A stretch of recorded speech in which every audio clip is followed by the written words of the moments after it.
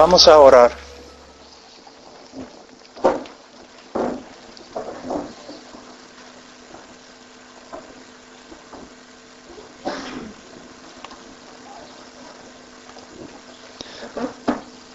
Padre,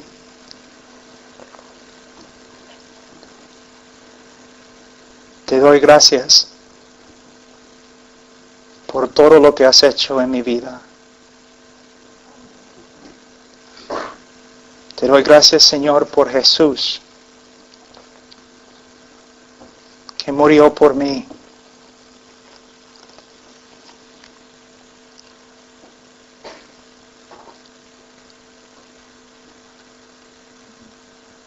Señor, me siento tan débil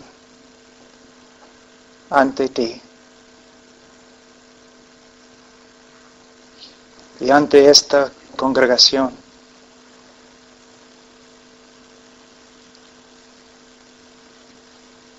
Tú sabes, Señor, que no soy un hombre fuerte, que soy muy débil. Te necesito, Señor, como siempre, y más que nunca. Todos estos años, Señor, que he caminado contigo, nunca me has fallado.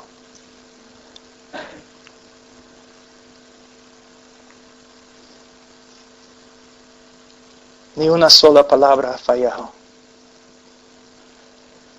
Señor, oro por estos jóvenes. Señor, son jóvenes. Y hay muchos, Señor, que ellos no saben acerca de ti, acerca de la vida, acerca del cristianismo verdadero.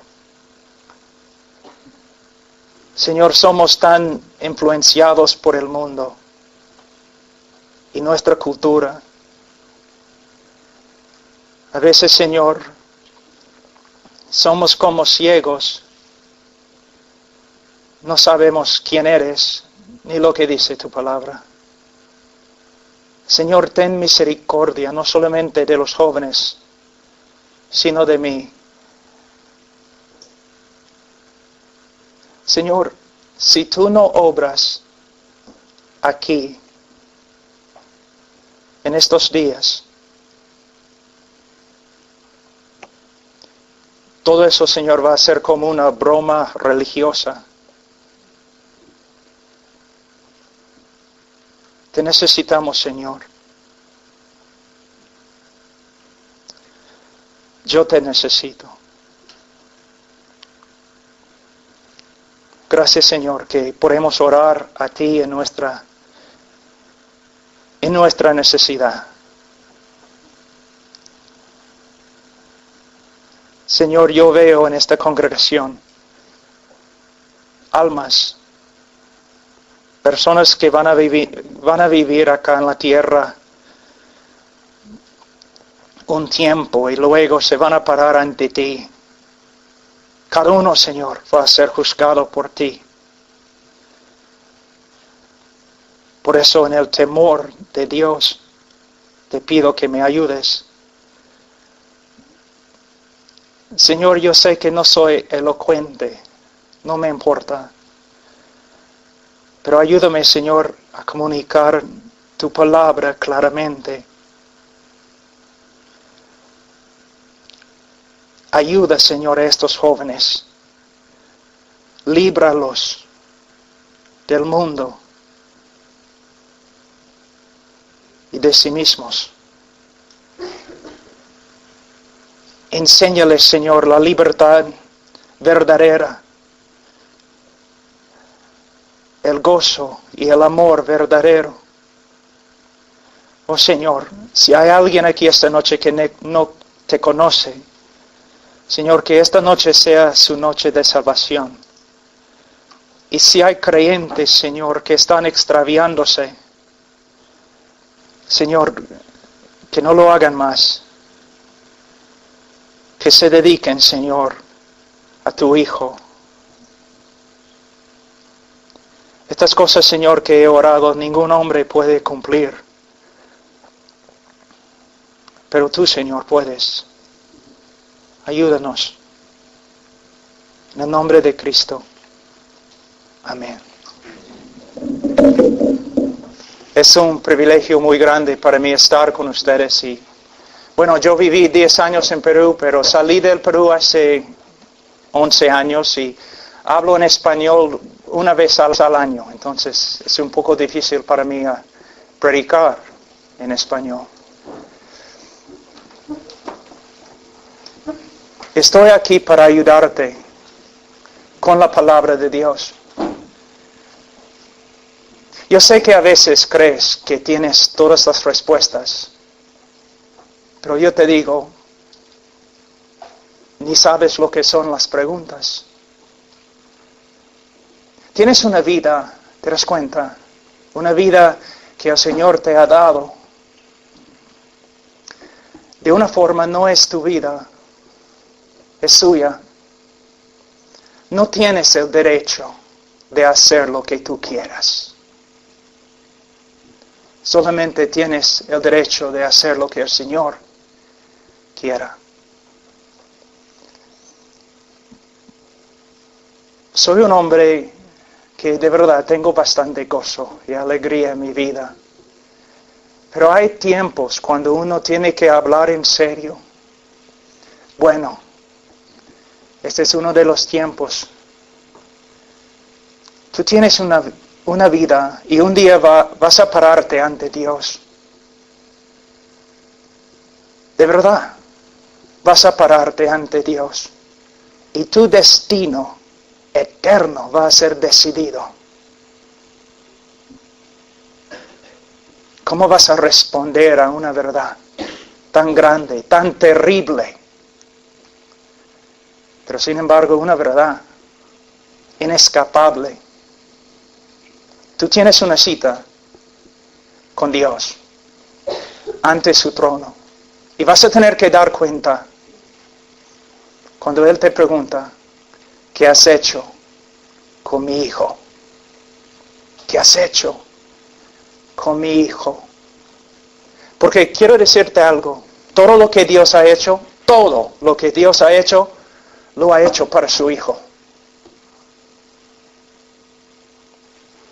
La persona más importante en el universo para el Padre es su Hijo.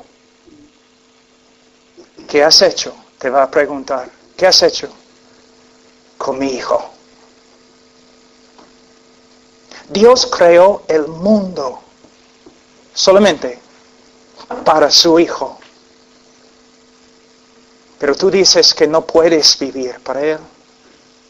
Tienes cosas más importantes. Él es el centro de la voluntad de Dios. No debes jugar con Él. De verdad es mejor que salgas ahora y que te vayas como un incrédulo o ateo. Pero no debes jugar con Cristo. Porque es la persona más importante a Dios. Ahora voy a compartir un poco de mi testimonio para empezar. Me han pedido que lo haga, entonces voy a hacerlo. Yo nací en una familia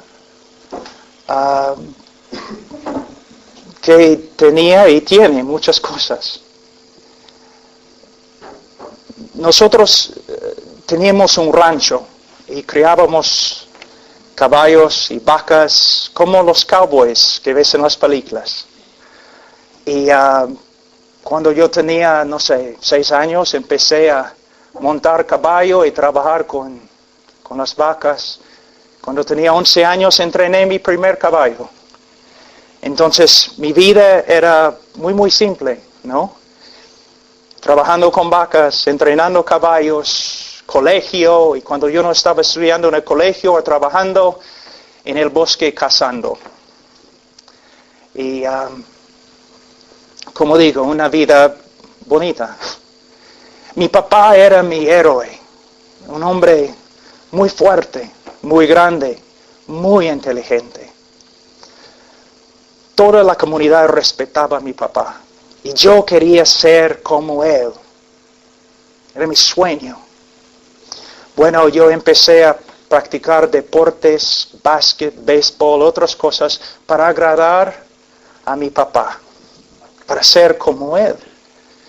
Yo estudiaba, pero fuertemente, para ser como mi papá. Pero un día, en mi último año del colegio, nosotros estábamos trabajando en el campo, arreglando un cerco, y riéndonos, hablando y todo lo demás, y de repente mi papá gritó, y agarré a mi papá así, y caímos al suelo, y él murió en mis brazos, en medio del campo. En ese momento, algo dentro de mí cambió, pero totalmente cambió. Yo me di cuenta, mi papá era rico, pero está muerto. Mi papá tenía el respeto de todo el pueblo, pero está muerto. Mi papá tenía fama, pero muerto.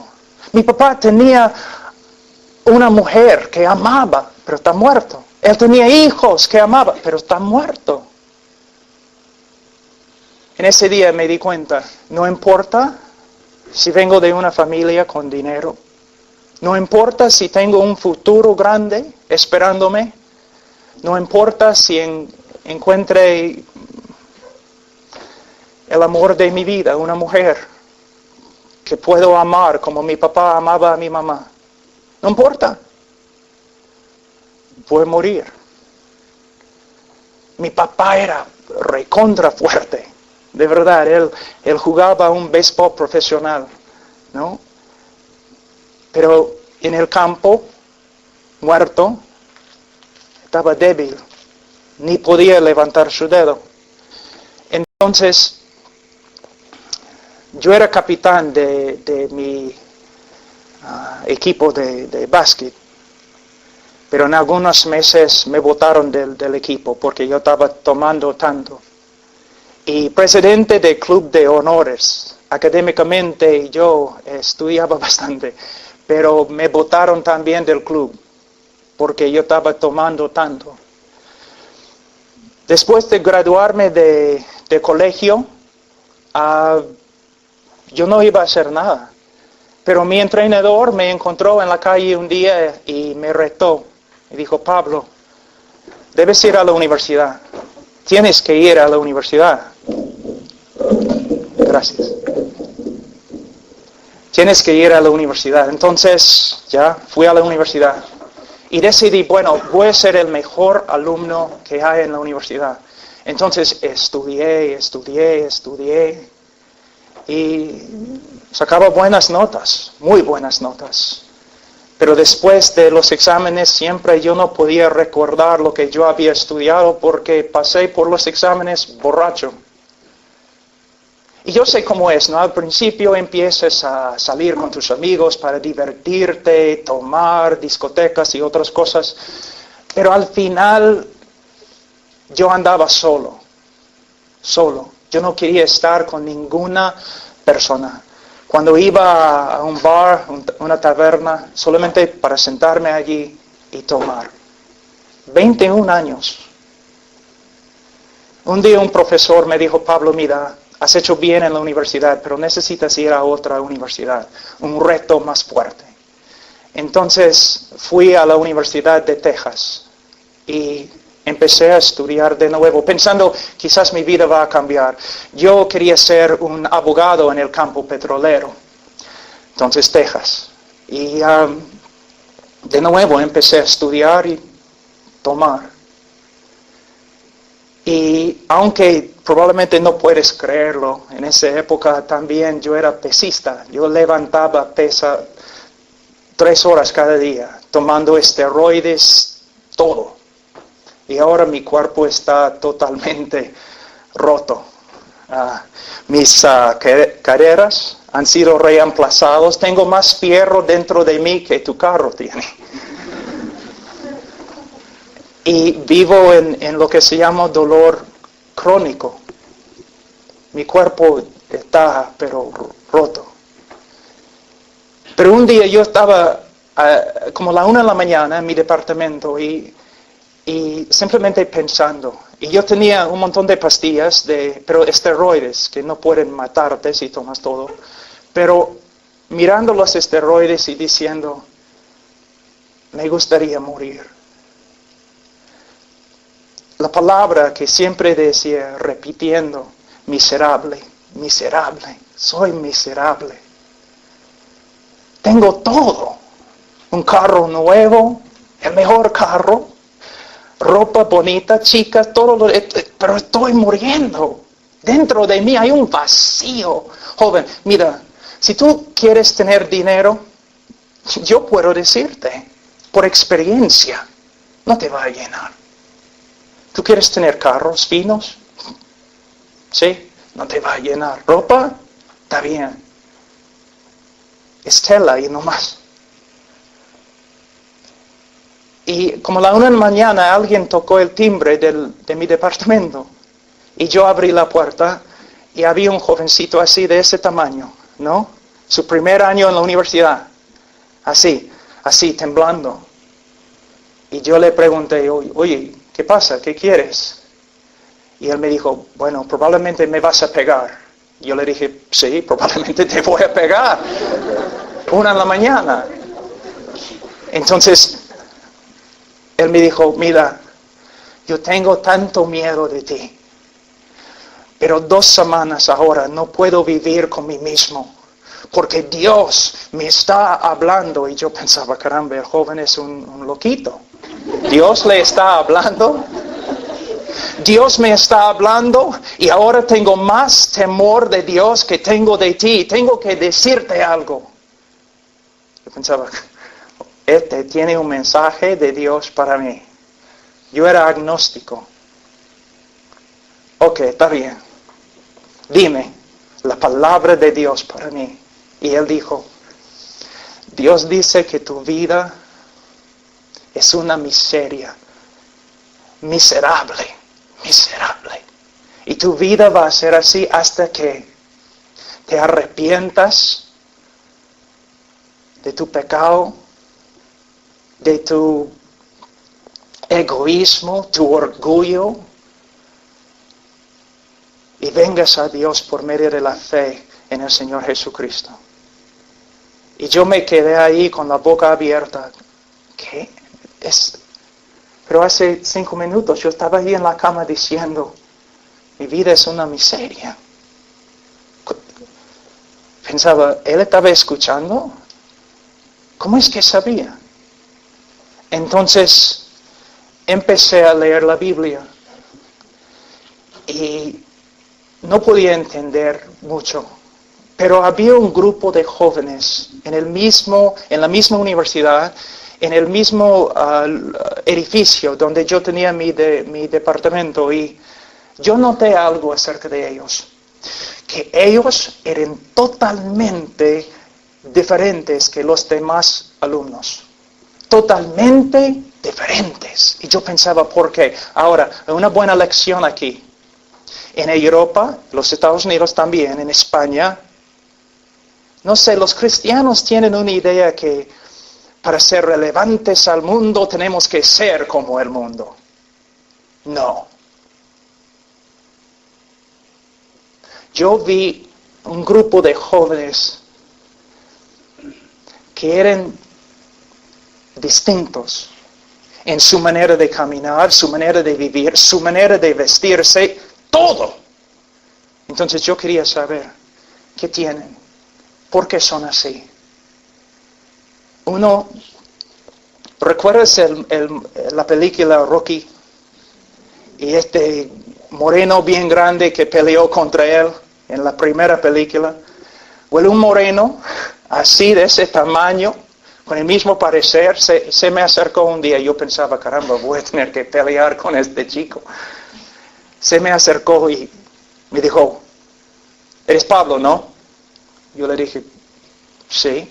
¿Y qué? Y él dijo, 6 meses estoy orando por ti. ¿Qué? Sí, 6 meses. Mira, tú necesitas a Cristo.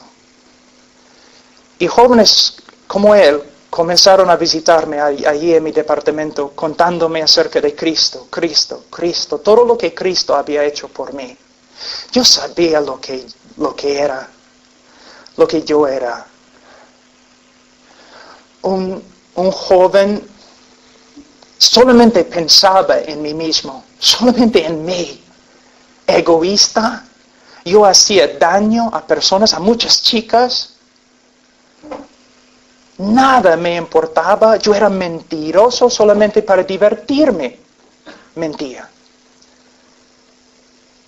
Una persona tan vil como yo, y Dios envió a su Hijo por mí. ¿Sabes la razón por la cual no amas a Cristo como debes amar a Cristo?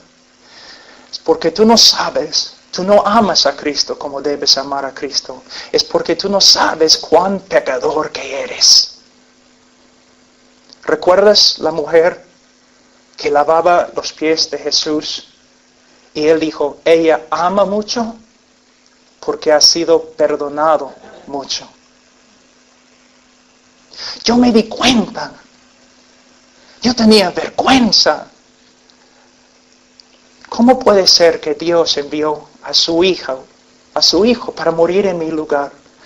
Bueno, un día yo estaba en la biblioteca de la universidad haciendo copias de algunos mapas para una clase en geología.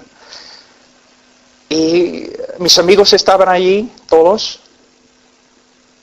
Y una chica se me acercó y me dijo, oye Pablo, voy a tener una fiesta mañana en la noche. ¿Vas a venir? Yo le dije, no voy. ¿Y por qué? Y de verdad, ni estaba pensando en Cristo ni nada. Y no sabía lo que yo había dicho hasta que vi la reacción de mis amigos. Pero cuando ella dijo, ¿por qué? Yo le dije, bueno, porque soy discípulo de Cristo y le voy a seguir con toda mi vida. Y mis amigos me miraron así. ¿Pablo? En ese momento me di cuenta lo que yo había dicho. Y yo dije, es cierto, voy a salir este momento y voy a empezar a seguir a Cristo. Él me salvó. Yo ni sabía lo que había pasado. Corrí a mi departamento buscando a los chicos. Oye, chicos, cristianos, díganme, ¿qué me ha pasado? Soy una persona diferente, me siento limpio. Por la primera vez en mi vida, limpio de todo lo malo que he hecho, limpio. Y tengo un gozo que no puedo contener en mi corazón. ¿Qué es eso? Y un joven me dijo, te has renacido. ¿Qué es eso? ¿Qué significa? Pero otra cosa, yo, como dije, yo era un mentiroso. Una persona tan egoísta. Y después de salvarme, el Señor empezó a obrar en mi vida. Algunas cosas cambiaron así, pero otras cosas no. Pero yo noté una diferencia bien grande. Antes yo podía pecar sin dolor en mi corazón, sin ofender mi conciencia. Pero después de recibir a Cristo, todo había cambiado. Sí, yo pecaba, pero cuando yo pecaba no podía vivir con mí mismo. Tenía que dejar a un lado el pecado y confesar mi pecado y levantarme de nuevo para seguir a Cristo. Es como si Él hubiera tomado control absoluto de mi vida.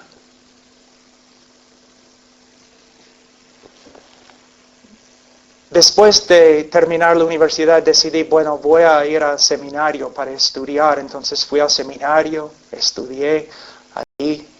Y en el seminario el Señor me llamó a Perú. Yo tenía 26 años y fui al Perú. Y yo nunca había visto en mi vida pobreza. Ustedes, si han vivido aquí en España toda su vida, ustedes no saben lo que es la pobreza.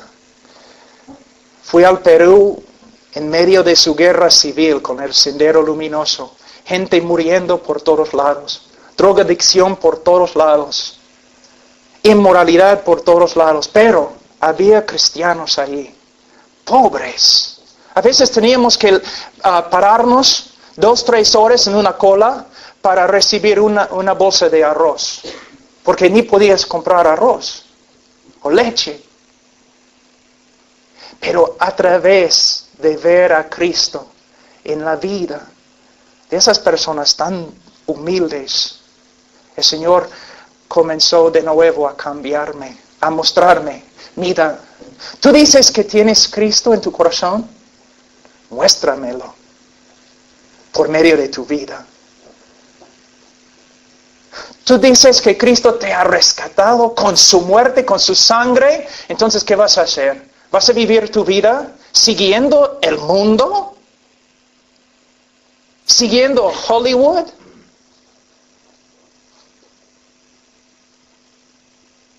¿O vas a usar la vida que Dios te ha dado para seguir a Cristo? Si vives como un mundano y dices que eres un mundano, está bien. Está bien. Por lo menos tienes integridad. Pero si dices que eres creyente y actúas como un mundano, es mejor no decir que eres creyente.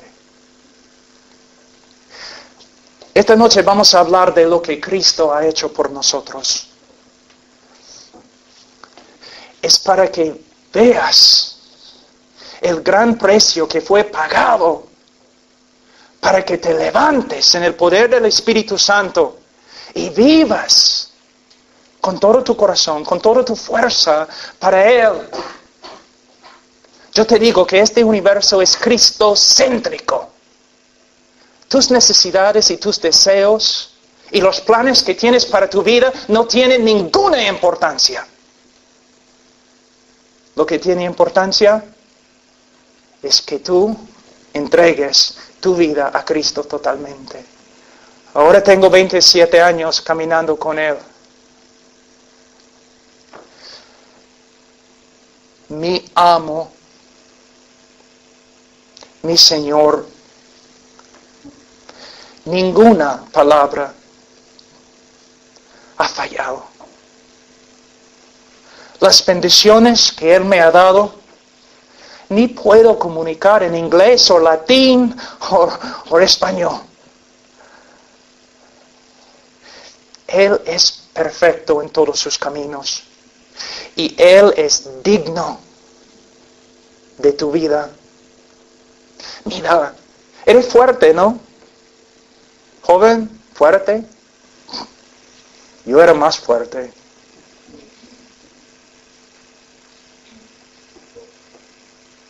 Un día vas a ser tan débil que otras personas van a tener que ayudarte para que puedas ir al baño. ¿Te das cuenta?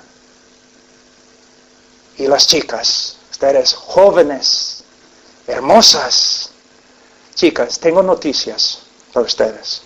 Un día vas a ser tan fea que ni el perro va a querer jugar contigo. ¿Te das cuenta? No pelo saliendo en tu nariz, tus orejas y...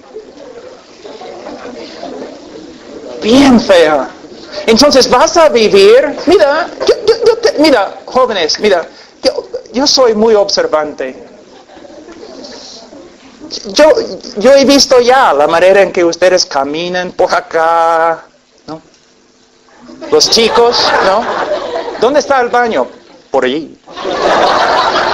Y las chicas, ¿no? Una princesa cristiana, ¿no? Soy bonita, dices, dentro, pero es mejor que veas mi belleza afuera. ¿No? Mírame. Mira lo que estás haciendo. Es una tontería. Es una tontería. El mundo te tiene así. Mira, tú me dices, Pablo, no debes juzgarme. ¿Y por qué no? Tú no sabes lo que está dentro de mi corazón. Yo no necesito saber lo que está dentro de tu corazón. Porque yo puedo ver el fruto en el árbol. Lo que estás dentro se manifiesta afuera. ¿Eres una persona entregada a Cristo? Es algo que no puedes no fingir. Todos pueden ver. Si eres una persona sincera, una persona devota, una persona que de verdad ama a Cristo, o una persona que simplemente está jugando. Y otra cosa, y vamos a estudiar bastante este tema. Tú crees que eres libre, pero yo voy a mostrarte que de verdad no eres tan libre como crees. Que otras personas están determinando lo que eres y lo que haces, cómo te comportas. Mira, vamos a tomar solamente tu manera de hablar. ¿Dónde aprendiste a hablar así? ¿De un estudio profundo de las Escrituras o de tu cultura? De tu cultura. Porque probablemente ninguna persona aquí ha estudiado la Biblia para ver cómo debo hablar. Y el compañerismo que tienes con otras personas. ¿Quién ha determinado esto para ti? ¿Has estudiado la Biblia para ver lo que Cristo dice acerca de las personas con las cuales debes tener compañerismo, o otra persona te ha dicho? ¿O tú mismo has decidido? Las cosas que ves con los ojos, ¿estás siguiendo a Cristo? ¿Has estudiado en su palabra lo que Él dice con respecto a tus ojos? Ahora, no soy legalista, pero es una buena ilustración. Tu manera de vestirte. ¿Quién ha decidido esto para ti? ¿Hollywood? ¿Madrid? ¿Nueva York? ¿O has hecho un estudio profundo de las Escrituras para ver lo que es la voluntad de Dios? ¿Ves? Entonces podemos ver esta semana que mayormente tú puedes adorar a Cristo, tú puedes participar en la alabanza, tú puedes usar una camisa que dice Cristo viene.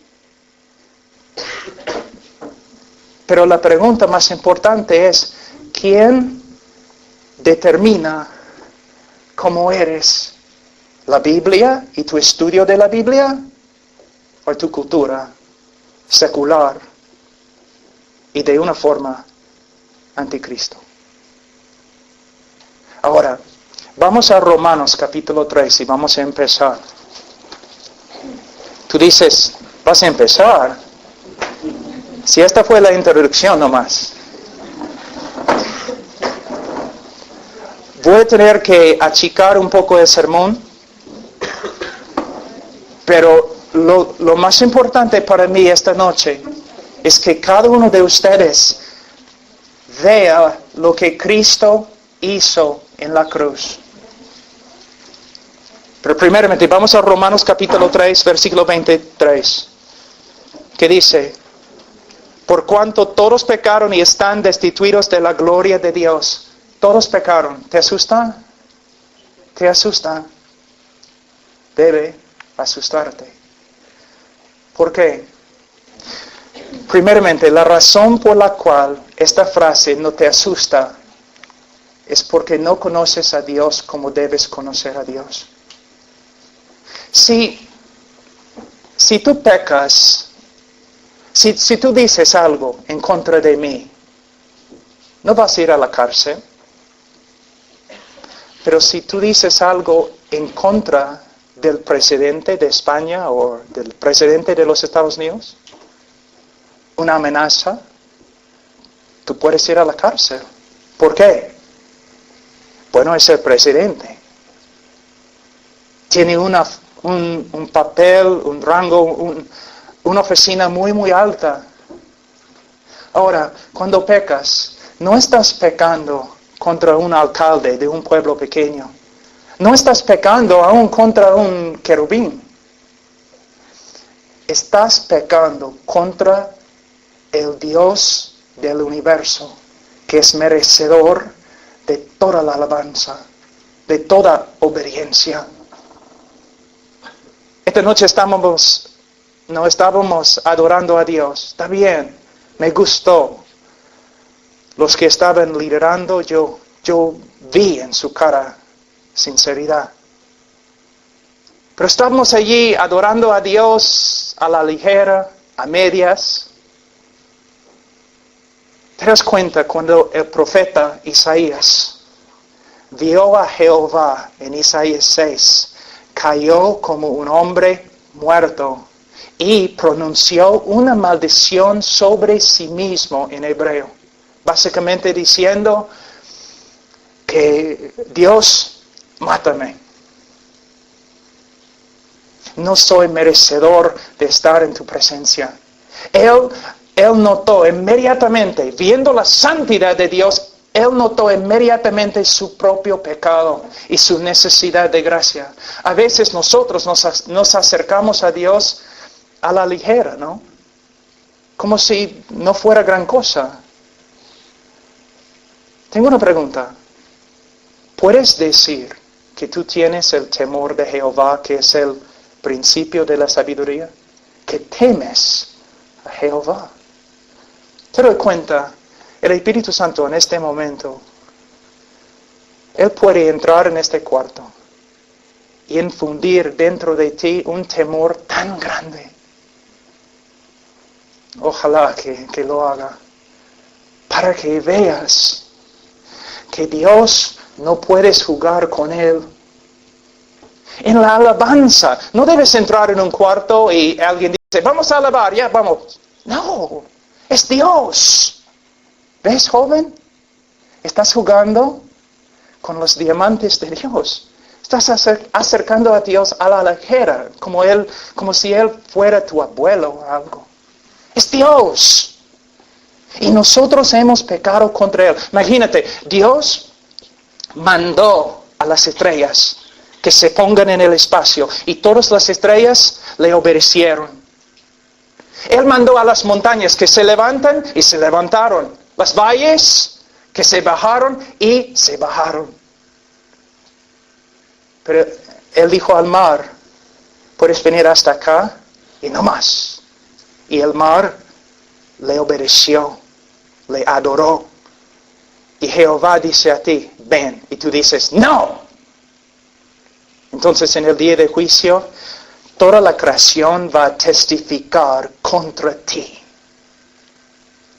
por tu desobediencia. Porque no podías ver quién es Dios y cuán grave es nuestro pecado. Ahora, ¿qué dice la Biblia acerca del pecado del hombre? Bueno, vamos a Génesis un ratito. Génesis capítulo 6. Les voy a mostrar algo muy importante. Génesis 6, versículo 5. Y vio Jehová que la maldad de los hombres era mucha en la tierra, y que todo designio de los pensamientos del corazón de ellos era de continuo solamente el mal. Un día yo estaba predicando en una universidad y un reportero se me acercó muy enojado. Y él dijo, el hombre no es tan pecador como tú dices. Entonces yo le dije, ya está bien. ¿Quieres tomar un examen? ¿Puedo darte algunas preguntas? ¿Puedes contestar? Y él me dijo, sí, ya. Te voy a dar la misma pregunta. En este momento, si yo pudiera sacar tu corazón y poner todos los pensamientos que has tenido desde tu niñez hasta ahora, todos los pensamientos que has tenido, ni estoy hablando de obras, solamente los pensamientos. Si yo pudiera poner todos los pensamientos en un DVD y yo pudiera dar la película acá ahora, tú saldrías de aquí corriendo y nunca regresarías a este grupo. Porque tú has pensado cosas tan feas, tan viles, que ni puedes compartirlos con tus mejores amigos. Tú sabes que es verdad. Es verdad. Si solamente yo supiera lo que ustedes ya han pensado de mí, tendrían vergüenza. ¿Y este? ¿Quién cree que es? O como en Latinoamérica, este gringo viene predicándonos ¿qué? Mira, tu propia experiencia testifica contra ti. ¿No te das cuenta? Que lo que la Biblia dice es verdad. Si tu mejor amigo supiera los pensamientos que has tenido contra él dejaría de ser tu mejor amigo. Lo que la Biblia testifica acerca de nosotros es verdad. Y mira en Génesis capítulo 8, 21. Génesis 8, 21.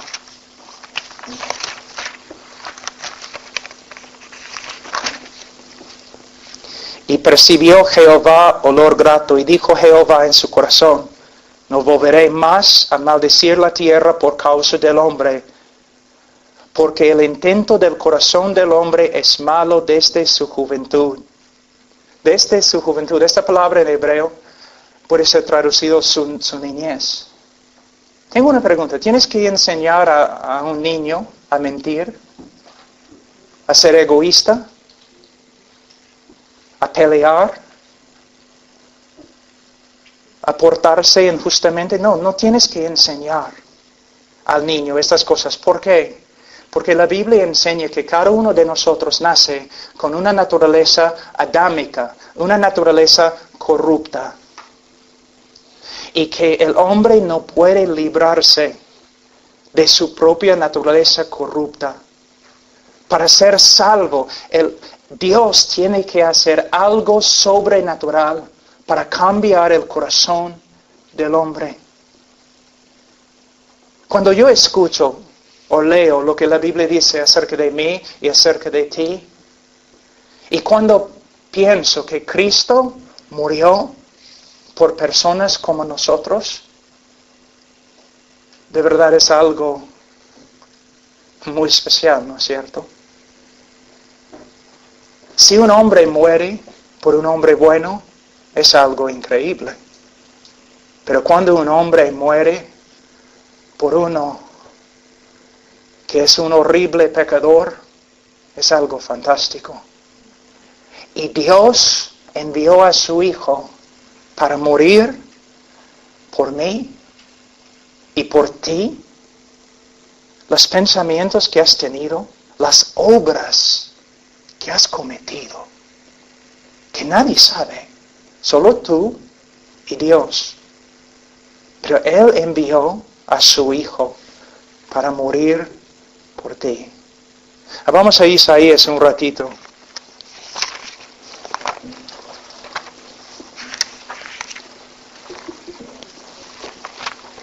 ...64...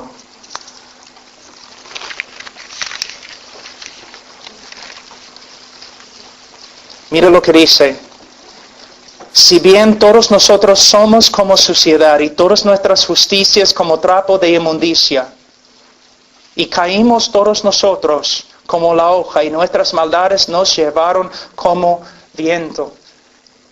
Esta es la situación del hombre sin la gracia de Dios. Si Dios simplemente te hubiera dejado en tu pecado, tú serías así. En tu pecado, un esclavo de tu pecado y sin esperanza. Aquí en Isaías podemos ver la razón por la cual el hombre no puede salvarse por medio de las obras. ¿Te das cuenta? Mira lo que dice: aún nuestras mejores obras son como trapos de inmundicia. En Perú nosotros construimos una iglesia una vez en el río Amazonas, en el pueblo San Pablo, que antes era un pueblo de leprosos. Todavía hay un montón de leprosos allí y sus hijos. La lepra es una cosa horrible. Hay diferentes tipos de lepra, pero el peor tipo de lepra es insoportable. El hombre se pudre, sangre y pus saliendo de su cuerpo. Es algo horrible. Vamos a decir que tenemos un leproso acá ahora. Y decidimos, bueno, le vamos a ayudar. Vamos a hacerle presentable. Entonces vamos a Madrid y compramos la tela más fina, blanca. Y regresamos y vestimos al leproso en la tela. Se ve bonito, ¿no? Solamente algunos segundos, porque ¿qué va a pasar? La sangre, pus, va a pasar por la tela, y la tela va a ser tan contaminada como el hombre mismo. Es lo mismo con nuestras buenas obras. El hombre no puede salvarse por las obras. ¿Por qué? Las obras salen de su naturaleza corrupta, y por eso sus obras son corruptas. Ninguna cosa has hecho para merecer la salvación. Ninguna cosa. Ninguna cosa. Dios no te ha salvado por causa de ti, sino a pesar de ti. Él no te ha amado porque Él ha visto dentro de ti algo especial. Él te ha salvado aun cuando no había nada dentro de ti. Nada. A veces, no siempre, pero algunos de los cristianos más dedicados que yo conozco en Perú, antes eran drogadictos, fumando la pasta. Yo trabajé con drogadictos los primeros años ahí en Perú. De verdad aprendí mi español de ellos, entonces, por eso hablo así. Pero después de convertirse, yo vi en algunos de ellos que de verdad se convirtieron, yo vi una dedicación increíble. Un amigo mío que se llama Paco Laos, que hasta el día de hoy sirviendo a Cristo. Él siempre, cuando estábamos caminando en la selva y en las montañas, los Andes, cuando estábamos sufriendo, viviendo en carpas y los mosquitos no comiéndonos, él siempre decía, pero Pablo, yo puedo soportarlo. ¿Por qué, Paco? Porque yo recuerdo lo que yo era. Y yo sé lo que soy ahora, una nueva criatura en Cristo. Y yo sé el precio que fue pagado para rescatarme. Yo puedo soportar todo para Él. Así es la vida cristiana. ¿Cómo es que puedes rechazar al mundo? Porque Cristo murió por mí. ¿Por qué puedes dejar a un lado tu cultura y vivir bíblicamente? Porque Cristo murió por mí. Cuando yo no merecía nada. Nada. Ahora vamos a volver a Romanos 3. Mira lo que la Biblia dice en versículo 10. Como está escrito, no hay justo ni aun uno. La justicia en las Escrituras se refiere a nuestra conformidad al estándar de Dios, a las normas de Dios. Nuestra conformidad a la ley de Dios. Pero la Biblia dice que nosotros no nos hemos conformado a la ley de Dios. No somos justos. Algunas personas dicen, bueno, pero sí, he pecado, pero no he pecado mucho. Lo que tienes que entender es, Adán y Eva pecaron una sola vez y fueron botados de la presencia de Dios. Quizás crees que no has pecado mucho, pero has pecado más que ellos. Después de un solo pecado, fueron botados de la presencia de Dios. ¿Por qué? Porque Dios es santo. Dios es santo. Les voy a enseñar algo de la teología. Voy a intentarlo. Vamos a decir un ratito que hay un ateo que vive en Málaga, ¿no? Y su enemigo vive en Barcelona.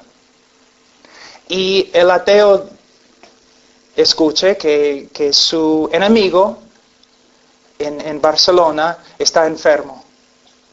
Y necesita una medicina que va a costar $100,000. Entonces el ateo vende su casa, vende su carro, vende sus terrenos, todo, solamente para comprar la medicina que su enemigo necesita. Y sin carro camina a Barcelona para dar la medicina a su enemigo. Tengo una pregunta. ¿Ha hecho bien o ha hecho mal? Tú dices, bueno, ha hecho bien. No. Ha pecado. Tú dices, ¿cómo? Estás olvidándote de algo.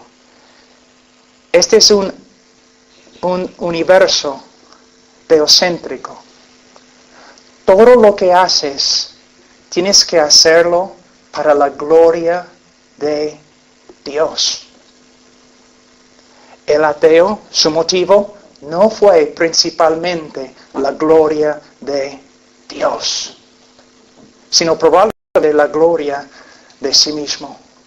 Lo que tienes que entender es, tú crees que, bueno, soy un hombre bueno porque, no, ando bien con mis vecinos, soy muy amable a las personas y aún amo a mis enemigos. Pero mi pregunta es, ¿y Dios? ¿Qué relación tienes con Él? ¿Cómo respondes a Dios? Tú dices que nunca ofendes a un ser humano, pero quizás todos los días ofendes a Dios. Y nosotros podemos decir que hemos pecado contra Dios, que ninguna persona ha glorificado a Dios como Él merece. Ninguna persona ha hecho todo lo que ha hecho para la gloria de Dios. Mayormente hacemos las cosas para nuestra propia gloria. Somos pecadores. Ahora, dice aquí, no hay justo ni aun uno, no hay quien entienda, no hay quien busque a Dios. Los hombres inconversos que no conocen a Cristo no buscan a Dios.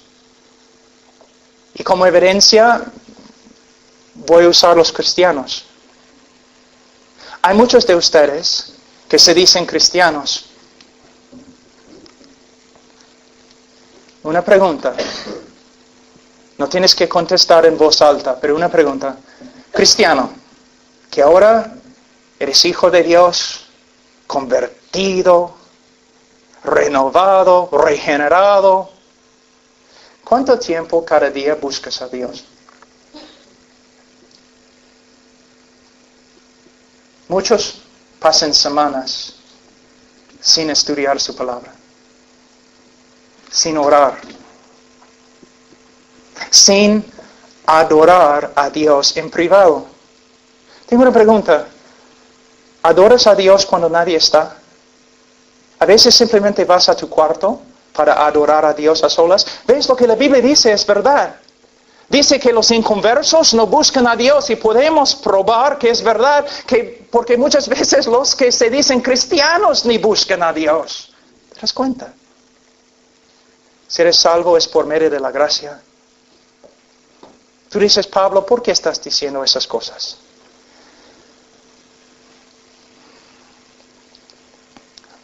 Para que ames a Cristo. Para que veas lo que ha hecho por ti. Él te ama. Como ningún predicador puede explicar o definir. Él te ama. Y el amor de Dios, el amor de Cristo, se magnifica cuando vemos su amor a través de lo que somos.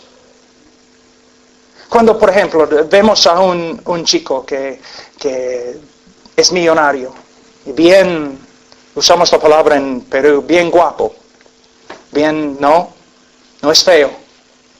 Entonces es millonario, tiene el parecer de Tom Cruise o una estrella de película, y él va y se casa con una chica bien rica y bien guapa también. Entonces nadie dice nada, ¿no? Normal. Este chico se casó con ella, él es rico, ella es rica, él es hermoso, ella es hermosa, claro, se casaron. Pero cuando un chico millonario, muy hermoso, príncipe,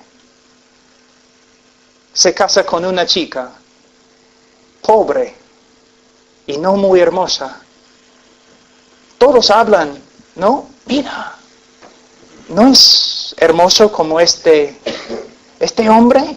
De verdad la ama. La trata como una reina. Aunque no es muy guapa, no tiene dinero, nada.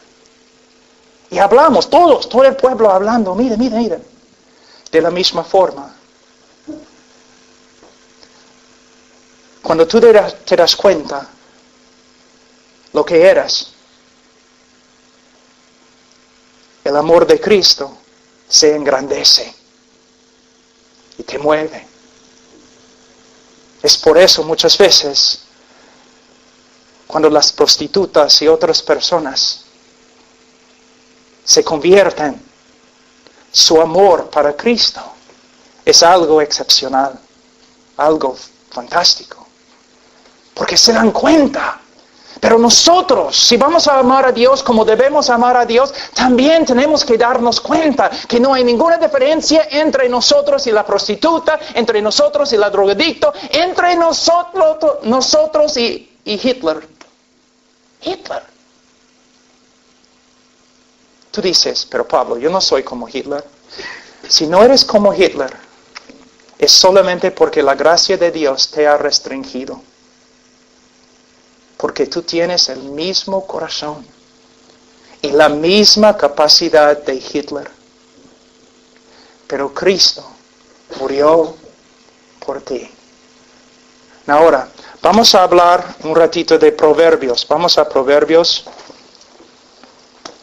17:15. Proverbios 17:15. Ahora te voy a mostrar el problema más grande en toda la Biblia. El problema más grande en la teología. El problema más grande que existe. Es la razón por la cual Dios ha hecho todo lo que ha hecho. Mira lo que dice. El que justifica al impío y el que condena al justo, ambos son igualmente abominación a Jehová. Tú dices, pero ¿cuál es el problema? Guarda esa página y vamos a Romanos 3 un ratito. En Romanos 3, 23, mira lo que dice. Por cuanto todos pecaron y están destituidos de la gloria de Dios, 24, siendo que justificados gratuitamente por su gracia. ¿La gracia de quién? La gracia de Dios. Entonces, ¿qué está diciendo en este texto? Que aunque éramos pecadores, Dios nos justificó. Ahora, ¿qué significa justificar? En el griego es un término legal o forense. El momento que una persona confía en el Señor Jesucristo, Dios le justifica. ¿Qué significa? Que Dios declara a esta persona legalmente justo ante Él. Cuando una persona cree en Cristo y Dios le justifica, no significa que en ese momento la persona llega a ser una persona perfectamente justa en su naturaleza. ¿Por qué? Sigue pecando. Significa que el momento que una persona cree en Cristo, Dios legalmente declara a esta persona recto ante Él. Justo ante Él. Entonces Dios justifica a los pecadores. Pero de nuevo, Proverbios 17. Hemos dicho que Dios justifica al impío, ¿no es cierto?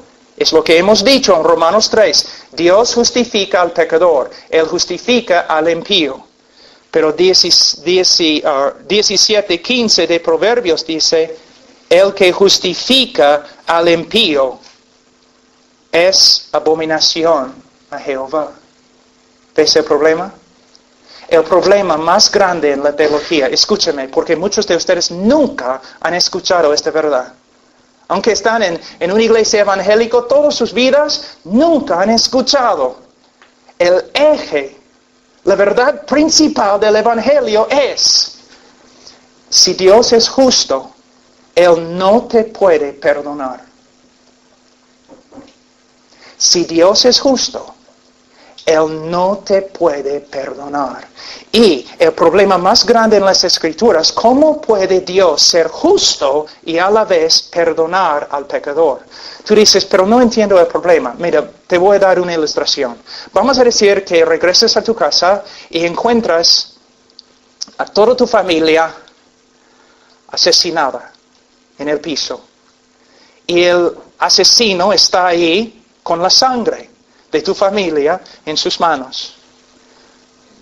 Tú gritas, tú agarras al asesino, lo llevas a la policía al juez. Y un día ya, todos se juntan ahí, el criminal, el juez, todo el pueblo. Y el juez mira al hombre que es culpable de la muerte de tu familia, y el juez dice, mira, soy un juez lleno de amor, misericordioso, entonces te perdono. Estás libre. ¿Cómo vas a responder? ¿Vas a escribir a los políticos? ¿Vas a hablar con los reporteros diciendo que hay un juez que es peor que los criminales? Porque un juez tiene que hacer justicia. El juez no puede simplemente perdonar al culpable. Y ahí es el problema en la teología. Dios es justo, tú eres culpable. ¿Cómo puede Dios justificarte sin dejar de ser justo? ¿Puedes ver? Me están mirando más o menos así. ¿Entienden? Algunos predicadores yo he escuchado diciendo, mira, Dios, en vez de ser justo contigo, Él demostró su amor hacia ti. ¿Una vez has escuchado algo así? Es una mentira. ¿Sabe lo que están diciendo? Están diciendo, Dios, en vez de ser justo, entonces lo contrario es, Dios, ¿eres injusto? Dios no puede negar su justicia. Es un Dios justo. Él no puede simplemente amarte o perdonarte, porque Él no puede negar su justicia. Él tiene que ser justo, pero ¿cómo puede Dios ser justo y a la vez perdonar al pecador? La respuesta se encuentra en la persona de Jesucristo. ¿Qué pasó? El Hijo de Dios, Dios el Hijo, según la voluntad de su Padre y con buena voluntad, llegó a ser hombre. Vivió una vida perfecta, como Dios sí, pero a la vez como hombre, en tu lugar. Él vivió en tu lugar. Y conforme al plan de Dios, Él se fue a la cruz. En la cruz, todo el pecado de su pueblo, toda la culpa, Él llevó. Ahora, todo el castigo divino, todo el castigo de Dios, toda la ira de Dios que debe caer sobre ti, cayó sobre su Hijo. Y cuando su Hijo murió, Él satisfizo una vez para siempre la justicia de Dios. Entonces ahora Dios puede perdonarte porque Dios mismo satisfizo su justicia por medio de morir en tu lugar. Quizás algunos de ustedes nunca escucharon una verdad, aunque es el centro, una verdad así, aunque es el centro del Evangelio. Ahora, Vamos a hablar un ratito acerca del odio de Dios. ¿Cuántos de ustedes han escuchado un sermón acerca del odio de Dios? Una persona. Son 2, 3. Qué bien. El odio de Dios. Una vez enseñando sobre el odio de Dios, una mujer se levantó y dijo, pero Dios no puede odiar. ¿Por qué? Porque es amor. Entonces no puede odiar. Algunos de ustedes probablemente piensen lo mismo. Pero primeramente vamos a ir un ratito a las Escrituras para ver que de verdad Dios odia. Salmos 5:5.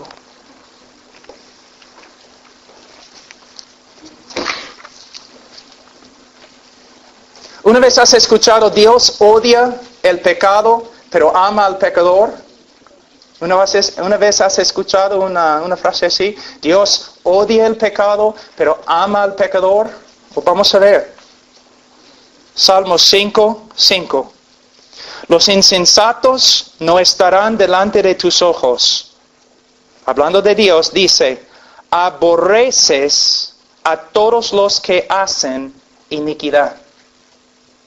¿Qué significa hacer iniquidad? Pecar. ¿Cuántos de ustedes han hecho iniquidad? Levanten la mano. Entonces, ¿qué dice este texto? Tú dices, pero Pablo, Juan 3:16. Sí, Juan 3:16 está en la Biblia. Es una verdad muy linda. Pero Salmos 5:5 también está en la Biblia. No puedes evitar los textos difíciles. Entonces, Pablo, ¿qué significa? Significa que de verdad Dios ama. Dios ama. Y en su amor, Él restringe su enojo. Sí, enojo. Contra el pecado y contra el pecador. Él restringe su aborrecimiento contra lo malo. En su amor, Él restringe el juicio. Y en su amor, Él ha actuado para salvar al pecador por medio de la muerte de su Hijo. Pero si rechazas al Hijo, si no vienes al Hijo, entonces solamente te queda el odio y el aborrecimiento de Dios. Dios es un Dios justo. Y Él odia la maldad. En amor, Él restringe su juicio. Él envía a su Hijo. Y Él espera y espera con paciencia al pecador. Pero un día, si el pecador ignora el amor de Dios y dice, no me importa, un día solamente espera al pecador la ira de Dios, que es un resultado de su justicia, de su odio, de su aborrecimiento, de su enojo contra la maldad. ¿Es cierto? Ahora, a veces un alumno o una persona se levanta y dice, pero no es justo hablar del odio de Dios o del aborrecimiento de Dios o el enojo de Dios. ¿Cómo puede ser que Dios aborrece? Bueno, primeramente se encuentra en las Escrituras. Pero segunda, hay otra cosa que tienes que entender. A veces en las noticias en Estados Unidos, supongo también aquí en España, sale una noticia horrible. Vamos a decir que un hombre ha secuestrado a una niña y ella está en su sótano 5 años como su esclavo. Cuando escuchas algo así, ¿cómo reaccionas? ¿Neutral? ¿No te importa? No. ¿Qué dices? No es justo, este hombre debe pagar. Te enojas. Cuando escuchas acerca del Holocausto, la matanza de 6 millones de judíos, ¿es algo que no te importa? No, cuando escuchas algo así, te enojas. La justicia no debe ser. Cuando escuchas acerca de la esclavitud de los africanos en los Estados Unidos, ¿cómo respondes? Con indignación, ¿no es cierto? Tú tienes el derecho de expresar tu indignación, pero el Dios del universo no. Escúchame, jóvenes. La ira de Dios viene. ¿Han leído el libro de Apocalipsis? El infierno. Espera. ¿De dónde viene el infierno? ¿Tú crees que el infierno fue creado por el diablo? No fue creado para el diablo, pero Dios creó al infierno. ¿Y qué es el infierno? La ira de Dios. Algunos dicen, mira, el cielo es el cielo porque Dios está ahí, y el infierno es el infierno porque Dios no está ahí. No es verdad, no es lo que las Escrituras enseñan. El infierno es el infierno porque sí, Dios está ahí. Su perfecta justicia. Entonces, cuando el creyente mira la cara de Dios, una hermosura, un amor que no se puede comunicar, cuando ve la cara de Dios. Y en el infierno, cuando el pecador levanta sus ojos y mira la cara de Dios, él ve algo terrible. Y la justicia perfecta de Dios. Un ratito, vamos simplemente a Hebreos, un ratito.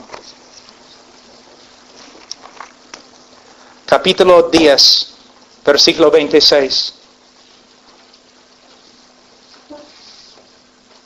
La Biblia dice, Hebreos 10, 26, y es la Biblia, porque si pecaremos voluntariamente después de haber recibido el conocimiento de la verdad, ya no queda más sacrificio por los pecados, sino una horrenda expectación de juicio y de hervor, de fuego que ha de devorar a los adversarios.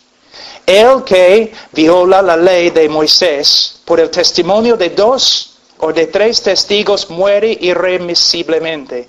¿Cuánto mayor castigo pensáis que merecerá el que pisoteare al Hijo de Dios y tuviera por inmunda la sangre del pacto en la cual fue santificado e hiciera afrenta al Espíritu de gracia? Pues conocemos al que dijo, mía es la venganza, yo daré el pago, dice el Señor. Y otra vez el Señor juzgará a su pueblo. El autor de Hebreos está escribiendo a algunos judíos que están pensando en dejar la fe cristiana. Ellos están ahí pensando, bueno, el templo no es tan el judaísmo no es tan diferente que el cristianismo y podemos volver al templo, y el escritor de Hebreos está diciendo no. Ustedes ya tienen el conocimiento de Cristo. Y si dejan a Cristo, si dejan de esperar en Él, no queda más sacrificio.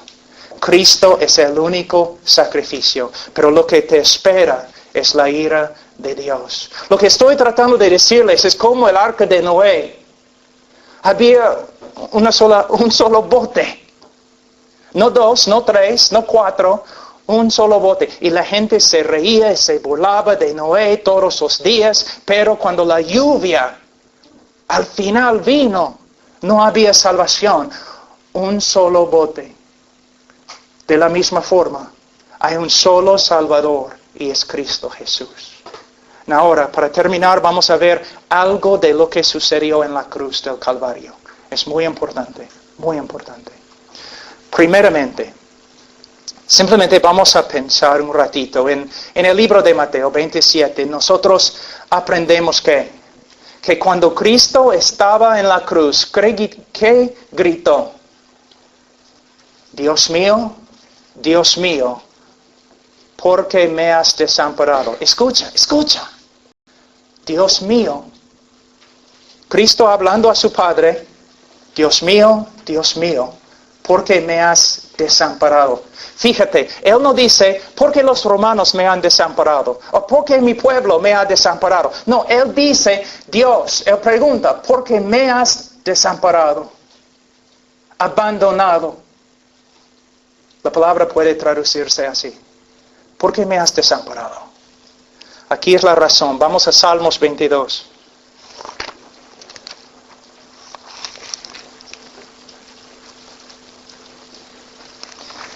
Versículo 1.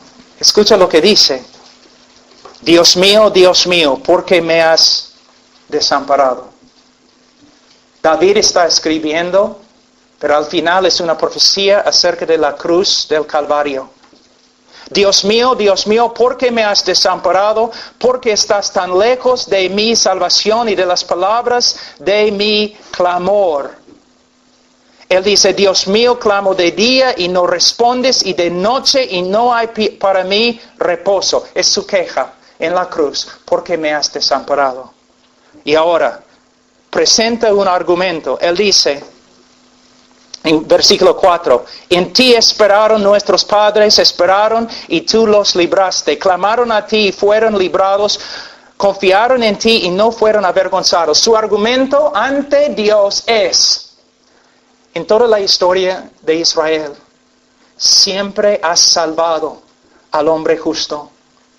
Pero yo, tu hijo, clamo desde la cruz del Calvario, porque me has desamparado. Él nos da la respuesta, versículo 3. Pero tú eres santo, versículo 6. Yo soy gusano. ¿Qué está diciendo? En los folletos, que son muy populares, ¿no? Tienen este lado, un precipicio y Dios. Otro lado, un precipicio, hombre. Y dice, el hombre no puede acercarse a Dios. Hay un abismo grande entre los dos. El hombre está aquí desamparado. ¿Por qué? Por causa del pecado. Para cerrar esta separación entre ti y un Dios justo, el Hijo de Dios tuvo que sufrir el abandono que tú mereces. Ante el trono de Dios, Dios debe rechazarte totalmente, absolutamente. Para salvarte, alguien tuvo que ser rechazado en tu lugar. Cristo, el Hijo de Dios. Ahora no tengo tiempo ni la capacidad en español, pero si tuviéramos tiempo, podríamos hablar de lo que pasó en la eternidad antes de la creación del mundo. Dios no creó al mundo porque tenía necesidad o porque sentía solo. Dios creó el mundo no por causa de una necesidad, sino por causa de su superabundancia.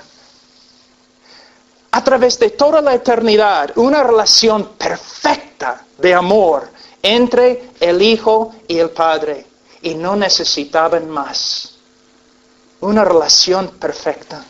Pero en la cruz, la relación fue rota. Él murió abandonado por su Padre. Ahora, la mayoría de ustedes no tienen hijos. Yo tengo hijos. Tengo que tener cuidado porque amo a mis hijos tanto que a veces tengo que tener cuidado que no sean ídolos en mi vida. Ay, cómo amo a mis hijos. ¿Abandonar a mi hijo? No. Yo muriera la peor muerte en la historia del mundo. Pero yo no voy a abandonar a mis hijos. A un hombre bueno, no voy a abandonar a mis hijos, ni por un hombre bueno, pero Dios. Su Hijo fue desamparado por Él para salvarte, porque para cerrar la brecha, alguien tenía que morir fuera de la presencia de Dios. En el libro de Levítico hay dos cabritos expiatorios, creo es la palabra. 2 cabritos. ¿Por qué? Porque había necesidad de mostrar 2 cosas acerca de la cruz. Un cabrito, ¿qué pasó? Fue matado. Cristo murió en nuestro lugar. El otro, los ancianos pusieron sus manos sobre su cabeza, simbólicamente poniendo su pecado, el pecado del pueblo, sobre este animal, y luego el animal fue suelto al desierto para vagar ahí, fuera del pueblo de Dios, fuera de las paredes de Jerusalén, fuera de su presencia favorable, para morir a solas. Cristo murió a solas, fuera de la presencia favorable de Dios. Y no solo esto, Dios, su Padre, lo aplastó.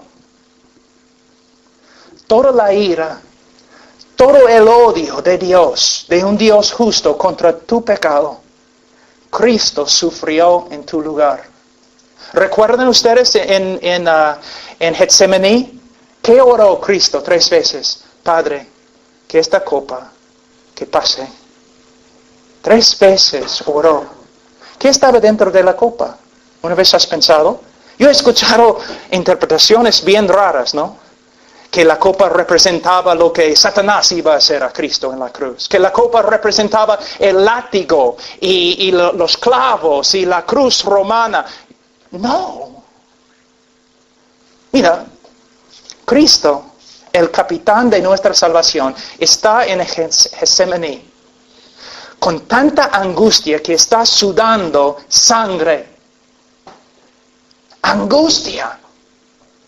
¿Tú de verdad crees que Él tenía miedo de la cruz? Porque después de la muerte de Cristo y la resurrección de Cristo, los primeros 3 siglos después de su resurrección, miles y miles y miles de cristianos murieron sobre cruces, cubiertos de brea y encendidos para proveer luz para las ciudades, las calles de Roma. Y la historia nos dice que los cristianos, muchos de ellos, llevaron sus cruces cantando con gozo. ¿Y vas a decirme que el capitán de su salvación se va a esconder en Getsemaní? No, él no tenía miedo de una cruz romana, ni un látigo, ni los clavos. ¿Qué estaba dentro de la copa? Solamente tienes que estudiar el libro de Salmos o los profetas. Si resumo todo lo que ellos enseñaron, es como la copa representaba la ira de Dios, la furia de Dios, el enojo, la venganza de Dios contra nuestra maldad. Para cerrar la brecha, alguien tenía que morir fuera de la presencia de Dios, pero a la vez alguien tenía que sufrir el castigo que nosotros hasta el día de hoy merecemos. Otra persona tenía que tomar la copa de la ira de Dios. Es interesante, ¿no? Isaías, capítulo 53, un ratito. Isaías 53, versículo 10. Mira lo que dice. Con todo eso, Jehová quiso quebrantarlo, sujetándole a padecimiento. Mira lo que dice. Jehová quiso quebrantarlo. El Mesías. Isaías 53, 10. Jehová quiso quebrantarlo. Eso significa, hermanos, mira, la cruz. Yo sé durante la Semana Santa, por ejemplo, en Perú, aún los evangélicos siempre están hablando del látigo y de la cruz y los clavos. Pero, hermanos, es como que los pastores no entienden. La cruz de verdad fue horrible y necesario. Los clavos, la sangre, necesarios. Pero el dolor de la cruz se encuentra en esto. que cuando Él estaba en la cruz, su Padre lo abandonó y lo quebrantó bajo su ira. Por eso Él dijo, antes de morir, consumada es. Es un término en griego que se usa entre los hombres de negocio. Pagado por completo. ¿Cómo puede un Dios justo perdonar al pecador y a la vez ser justo? Es porque este Dios llegó a ser hombre. Y en el lugar del pecador murió abandonado y quebrantado bajo la ira de Dios. Y cuando murió, satisfizo una vez para siempre la justicia de Dios. Y su justicia ahora satisfecha, su ira calmada. Hay paz. Cuando la Biblia dice que Cristo es nuestra paz, eso es lo que significa. Él es nuestra paz, porque Él sufrió la guerra, porque Él sufrió el dolor.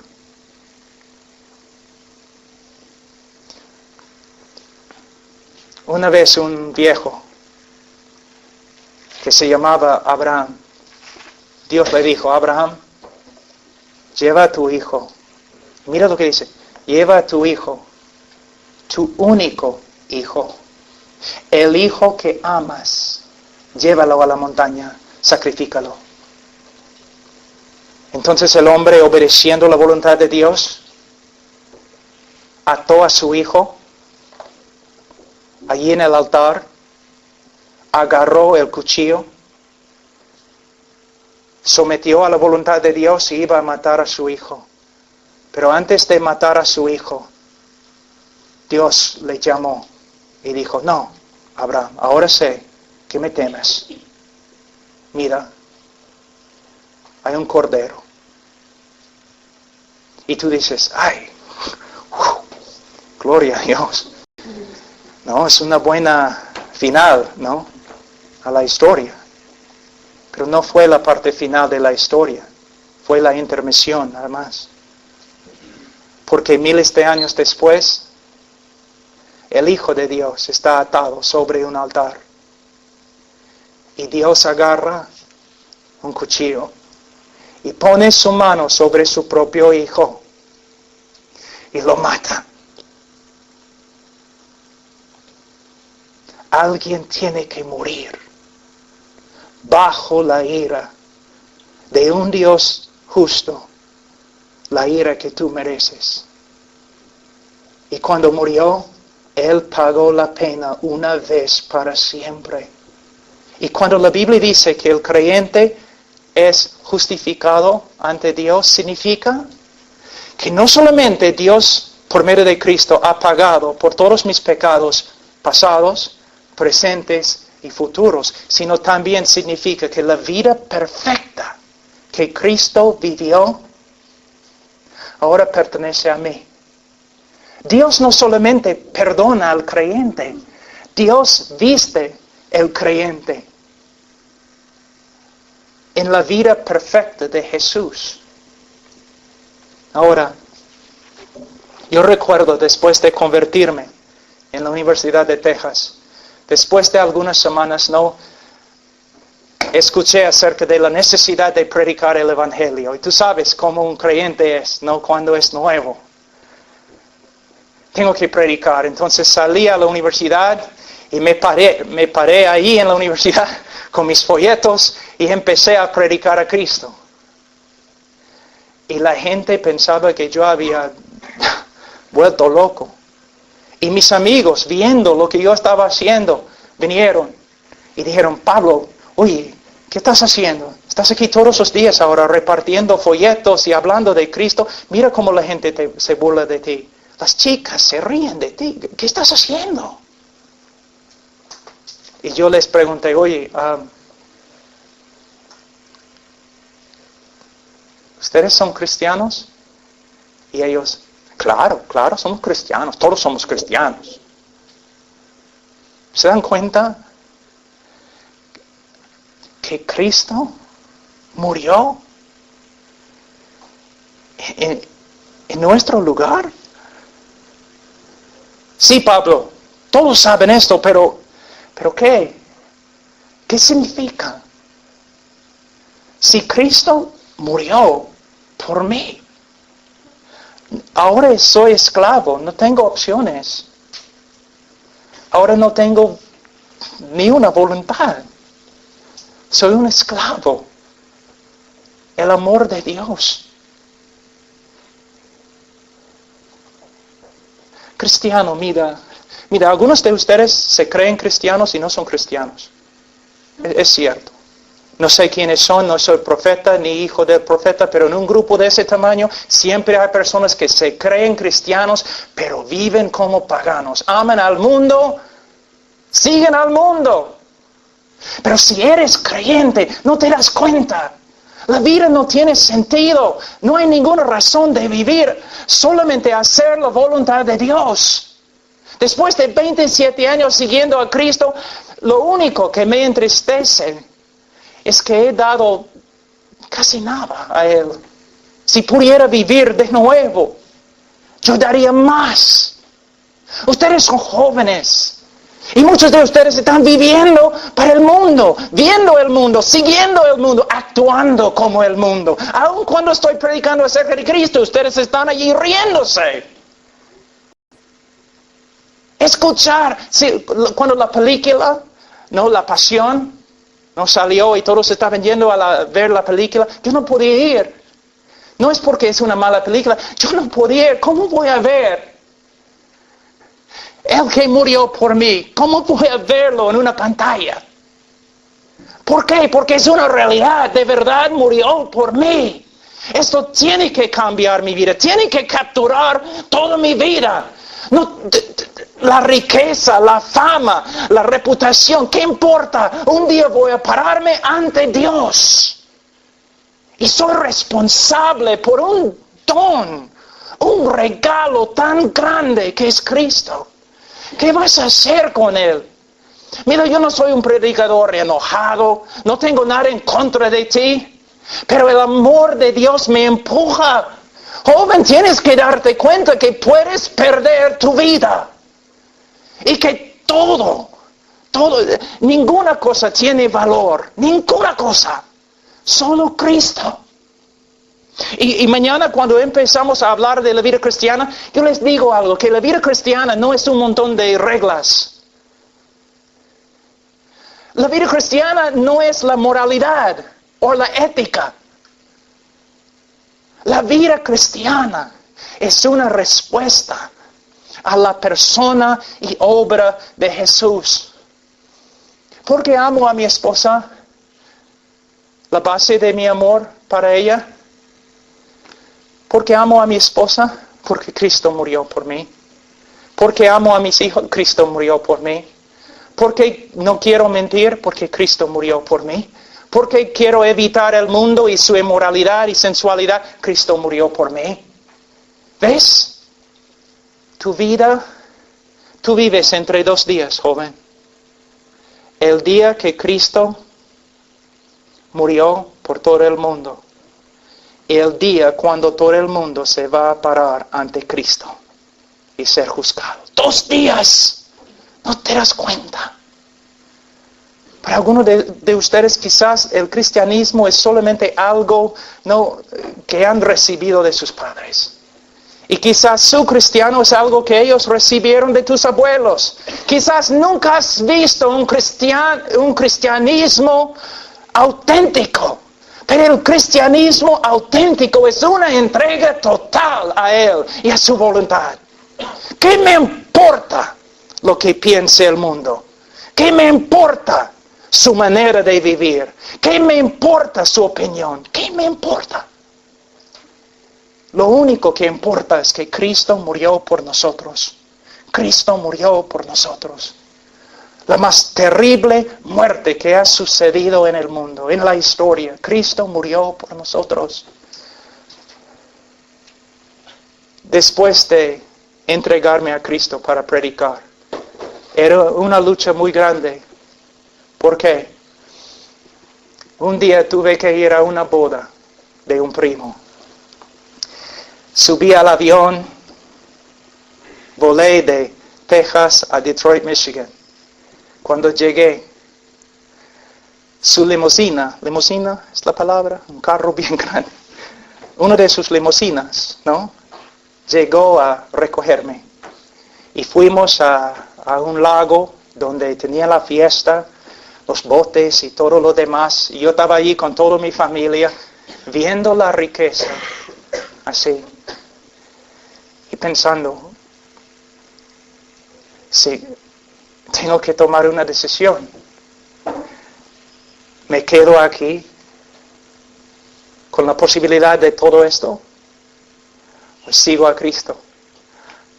Y empecé a llorar. La lucha era tan grande y salí y entré en un garaje, ahí donde guardaban sus carros. Y estaba allí llorando, Señor, yo tengo que tomar, mi vida depende de lo que hago ahora.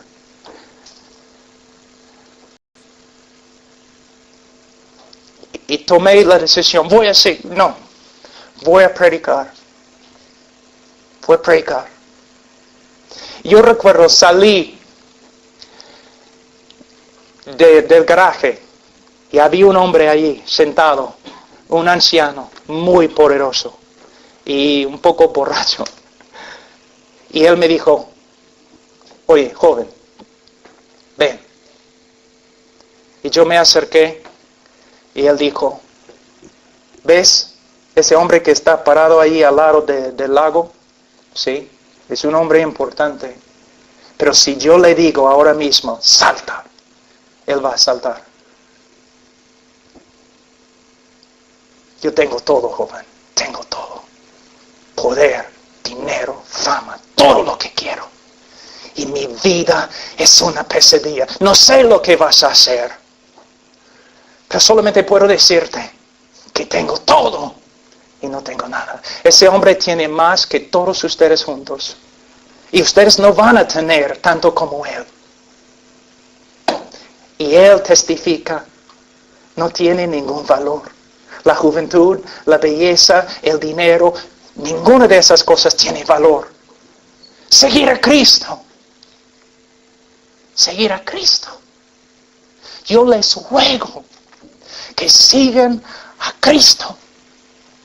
Que dejan las tonterías de esta vida y que sigan a Cristo. Vamos a orar. Padre, he dicho muchas cosas. Ayuda, Señor, a los jóvenes, a los líderes, a los consejeros. Que lo que estoy diciendo, Señor, no es algo extremo, porque tú eres merecedor de todo lo que somos. No soy fanático. Simplemente, Señor, este es el cristianismo auténtico. Ayuda a los jóvenes a ver la tontería que es este mundo, para que sigan a Cristo, que Cristo llegue a ser la persona, la cosa más hermosa. Oh Señor, ayúdales. Abre los ojos de los ciegos, Señor. Conmueve el corazón de los muertos. Y Señor, de este grupo, que salga de este grupo, Señor, cristianos de verdad, cristianos dispuestos a sacrificar todo, cristianos que van a decir no al mundo y sí al Señor y al reino de Dios. Oh Señor, obra en el nombre de Cristo Jesús. Amén.